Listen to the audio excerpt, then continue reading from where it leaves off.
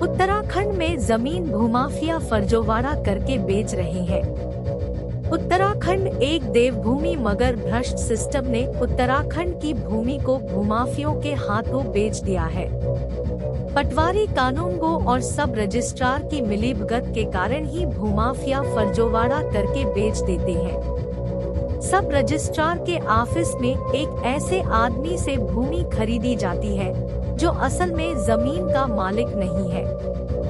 फर्जो तरीके से जमीन के दस्तावेज बिना सब रजिस्ट्रार की मिलीभगत के बिना बनाए नहीं जा सकते। ऐसा ही एक मामला देहरादून विजय पार्क एक्सटेंशन लेन नंबर 12 का है, जहां पर डालचंद वर्मा की मृत्यु के पश्चात उनकी 600 गज जमीन अवैध तरीके से बेच दी और बची हुई जमीन जो उनके पुत्र के नाम है करीब 360 गज जमीन पर अवैध कब्जा जमाए बैठा है भूमाफिया। भ्रष्ट सिस्टम इन भूमाफियाओं के साथ मिला हुआ तभी जाली कागज तैयार होते हैं। सरकार की गलतियां यह रही कि सरकार ने पुराने रिकॉर्ड ऑनलाइन नहीं चढ़ाए, जिसका फायदा उठाकर भूमाफियाओं ने अवैध रूप से जमीनें बेच दी। या यूँ कह लीजिए कि फर्जोवाड़ा द्वारा बेची गई जमीनों की ओर से सरकार आंखें मूंदे बैठी रही, या फिर चुनाव के दौरान इन्हीं भूमाफियाओं से एक मोटे चंदे के रूप में प्रत्याशियों को दी गई सब कुछ पहले से तय होता है। चुनाव होने से पहले भूमाफिया शिक्षा माफिया एक मोटा चंदा पहले ही दे देते हैं। वकील कमल विरमानी एक बहुत बड़ा उदाहरण, जो जमीनों की रजिस्ट्री की अवैध ड्राफ्टिंग करके करीब 100 करोड़ रुपए का घोटाला कर चुका है और एसआईटी टीम ने विरमानी को पकड़कर जेल में डाल दिया है। खाता संख्या 851 व खसरा नंबर 191 मौजा कावली शहर देहरादून में जमीनें के रजिस्ट्री के रिकॉर्ड भी रजिस्ट्री ऑफिस की मिलीभगत से हटाए गए और फिर भूमाफिया ने जमीन को अवैध रूप से बेच दिया। भूमाफिया जानता है कि फर्जो कागजों के सहारे उसने अपना किला मजबूत किया हुआ है। रजिस्ट्री ऑफिस में जानबूझकर आग लगाई जाती है और रिकॉर्ड मिटा दिए जाते हैं। असली भूमाफिया कुछ पटवारी व राजस्व अभिलेखागार विभाग के कुछ कर्मचारी हैं, जो पैसे के लिए अपना देश भी बेच सकते हैं। कोई कहने सुनने वाला नहीं है, क्योंकि रिश्वत की चैन नीचे से ऊपर तक बंधी हुई है। 2017 में बंदोबस्त तहसील देहरादून में कार्यरत गुप्ता पटवारी ने जमीन के असली मालिक को गुमराह करके 3000 रुपए ऐंठ लिए और वास्तविक जमीन नहीं बताई। तो असल में भूमाफिया तो ऐसे पटवारी है जो पैसा लेकर भूमाफिया के काले कामों को सफेद करते हैं। सरकार ने बंदोबस्त की जमीन ऑनलाइन 2017 में अपलोड कर दी होती और जमीनों की निशानदेही भी ऑनलाइन कर दी होती तो आज जमीनों के फर्जोवाड़े इतने न होते।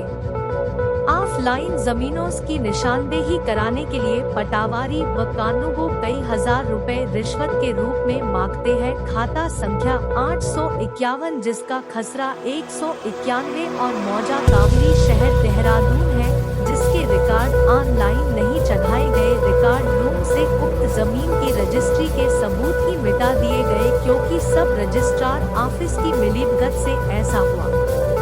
भूमाफिया तो सिस्टम है जो भ्रष्टाचार को जन्म दे रहा है।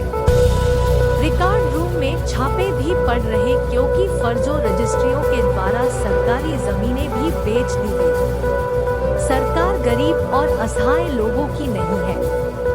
सरकार की गलतियां या अनदेखी यह रही कि बंदोबस्त तहसील में दर्ज जमीनों को ऑनलाइन नहीं किया। जब फर्जोवाड़ा करके उक्त जमीन बेच दी तो ऑनलाइन भूलेख में रिकॉर्ड दर्ज हुए। यह पूरा सिस्टम ही मिला हुआ है। यह सिस्टम तो अंग्रेजी सिस्टम से ज्यादा शोषण करने वाला है। गुलामी आज भी है, क्योंकि आज के समय में यदि विरासत में मिली किसी गरीब की जमीन किसी ने फर्जोवाड़ा करके बेच दी तो न्यायालय में उसे न्याय नहीं मिलेगा, क्योंकि अदालतें उनके लिए बनी हैं, जिसके हाथ सोने के व पैर लोहे के हैं। आज भारत देश को इस भ्रष्टाचारी राजनीति से बचाना होगा। यह देश न जाने किस तरफ जा रहा है, किसी को किसी की परवाह नहीं है। मंत्रीगण तो धन कमाने के लिए गद्दी पर बैठे हैं। 15 जुलाई 2023 को उत्तराखंड मुख्यमंत्री पुष्कर धामी को जमीन के फर्जोवाड़े की शिकायत मिली और फिर धामी जी ने कचहरी परिसर देहरादून में स्थित रजिस्ट्रार के ऑफिस का निरीक्षण किया और जमीनों के रिकॉर्ड में खामियां पाई गई। काफी रिकॉर्ड गायब पाए गए। इस आधार पर धामी जी ने एसआईटी टीम को जांच के आदेश दिए और फिर सामने आया जमीनों का फर्जोवाड़ा, जिसमें रजिस्ट्रार के ऑफिस के कुछ कर्मचारी की मिलीभगत पाई गई। रजिस्ट्रार के ऑफिस में जमीनों के असली रिकॉर्ड मिटा दिए गए और फिर डुप्लीकेट रजिस्ट्री बनाकर अवैध रूप से जमीनें बेच दी गई। इस सब जमीनों की ड्राफ्टिंग मशहूर वकील कमल विरमानी के द्वारा उनके केबिन में होती थी। करीब इस तरह से 100 करोड़ रुपए की जमीनें फर्जोवाड़ा करके बेच दी।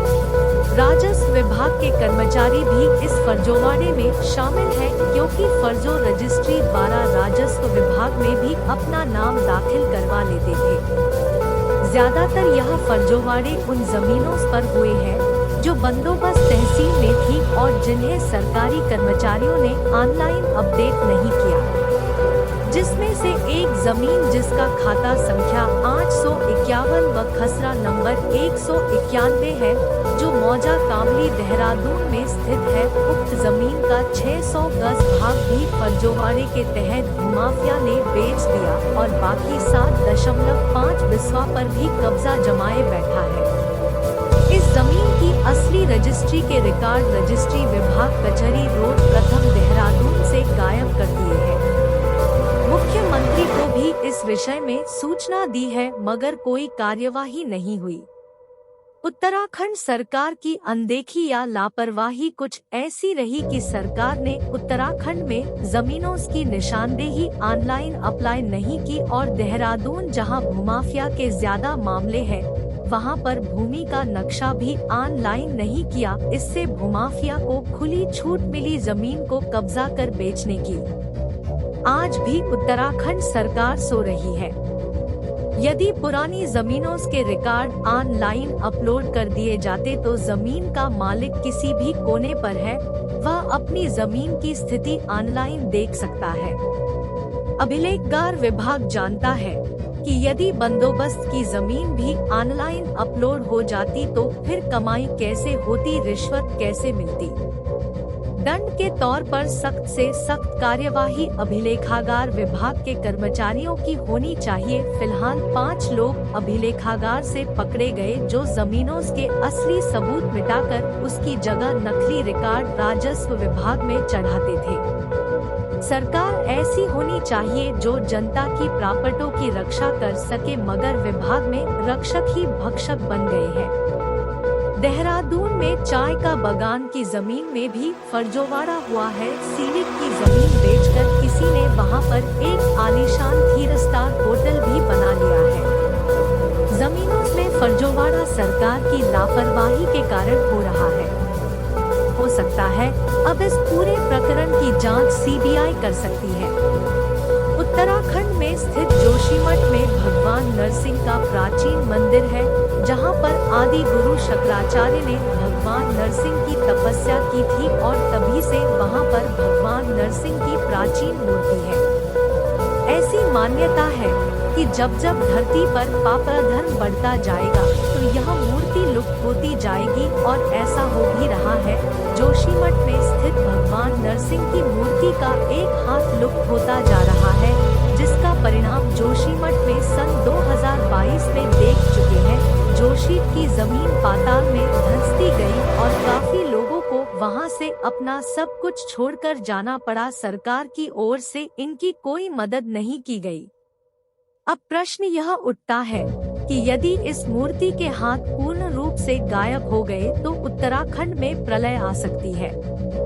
उत्तराखंड के लोगों ने एक अलग राज्य तो बना लिया, मगर देवभूमि के अस्तित्व को कायम नहीं रख सके। इसलिए 2013 में केदारनाथ पर भयंकर बाढ़ आई थी। देवभूमि को अलग राज्य बनाने की होड़ में यहाँ के ज्यादातर निवासियों ने देवभूमि का अस्तित्व लगभग खत्म सा कर दिया है। प्राकृतिक आपदाएं ही इसका दुष्परिणाम है। देवभूमि का अस्तित्व तभी कायम रह सकता जब यहाँ पर कोई ईमानदार सरकार आए और ईमानदारी से कार्य करे और भूमाफिया को देवभूमि का अस्तित्व उजाड़ने से रोके।